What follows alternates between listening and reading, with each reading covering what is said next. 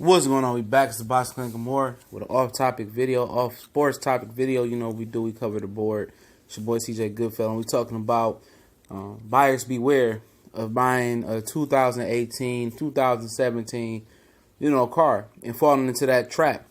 And if you notice, they're now starting to give, loans out to everybody for financing a new car. And I think, it's something to be said about that, and it's something to catch on about it because they're not moving cars like they used to. Now, maybe 20 years ago, it was harder for you to go finance a car. You needed a, co-signer, maybe two co-signers. You need to have this much credit, make this much money, and it was tougher. The reason they changed it around is because a lot of people wasn't qualified for cars no more. People wasn't buying cars no more. You had that little small recession big recession we had, and the cars wasn't moving like that. And it's something to be said about the vehicles that they're making now. The vehicles that they're making now are not good. They're not the standard. It's not worth you going out there and putting yourself in debt or putting yourself in a bind, financing a brand new vehicle. It's not. All these cars are made with plastic. Everything is compacted. Everything is smashed in the car. And if you look at an older car, of course they were bigger, made of metal. And it's a reason why they were built more sturdier. It's because,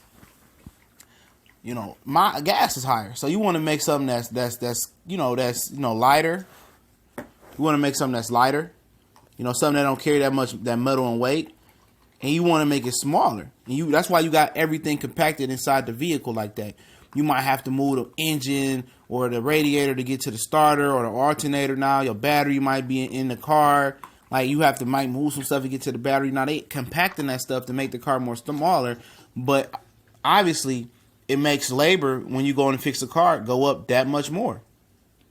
And the cars that they're making suck. Please believe me, I worked in a car factory. And a lot of people don't care. Those same car you paying 60, 70 G's for or 30, 40 G's for, it's definitely not worth it. Everything is prefab before it gets to the factory. They're not fabricating anything. They're not making parts no more. Every these parts are coming from, 1, 2, and 3 tier suppliers. And that's what it is. And when you do that and they're not prefabricating or they're not making any of the parts no more, and they just throwing everything. Is like you building a Hot Wheel. You press it in, you might drill it in, and it snaps right in place. I'm telling you, if you planning on taking your tax money and going to finance a new car, a brand new car, save your money. They have police auctions out there now, and my dad, he owns the car shop, and I work there sometimes with him when I have the time or go up there and see what's really good. And I'm trying to tell you, he's always told me that it's not worth it going out there financing a new car. Now, if you in a bind and you don't have the money to go spend 3, 4, 5 racks on a car, you should just go get you a nice 2006, 7, 8, take you a mechanic with you, and finance a two year thing, 2-year note. And with your taxes, you probably could pay it up in half the time. And then once you do that, you boost your credit up. And then if you're in a position to go get a brand new car, which I still wouldn't do that. If you're positioned to go 2018, you got equity on that car now, good equity. You paid it on time. You paid it off fast, quick. You showing them that you got good job stability. Your credit going up because you paid off the car and more than enough time or on time. Then your credit score goes up. Then your credit is in place. Then you don't have a higher interest rate on your next car or the brand new car you want to get. So that's also in play. And I try to tell people that as well. Go get you a quick, smaller loan. They might be like $400 a month, $370 a month, or something like that. You might have maybe a 2-year period to pay it off. You pay that off. You pay it off in time. Your equity is good with the car. Your credit goes up. And for the 2018 car that you want, 19 or 17, whatever you're looking for, the interest rate is going to plummet. It's going to go down. And they killing people with high interest rate as well when they go get these new 2018 cars. And they say, we can get you in the car no matter what your credit is. Yeah, because your interest rate is going to go through the roof. You're going to be paying on that car for the rest of your life damn near 7, 8, 9, 10, 11 years. But the way that they make these cars now, I wouldn't approve of anybody going to buy a brand new car. They don't put any real effort in the car. It's all cheaply made. And I can tell you firsthand, Now, if you're talking about some foreign cars, hey, you're gonna spend some money, and the labor is gonna be a little more. The parts are gonna be more, and the labor could be more. And it could be more. I mean, that's your prerogative at the end of the day. It is. If you want to get a brand new foreign car, foreign is good because the way that these big three autos, Chrysler, General Motors, and Ford, the way these guys are treating their employees now, why should you support them?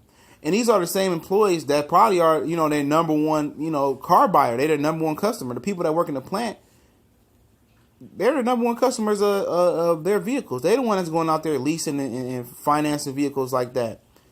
And you're talking about leasing cars, and a lot of people don't know when you lease a brand new car, you lease a car, you have a mileage cap. And the mileage cap is 9 times out of 10, you can go way over the mileage cap on that car.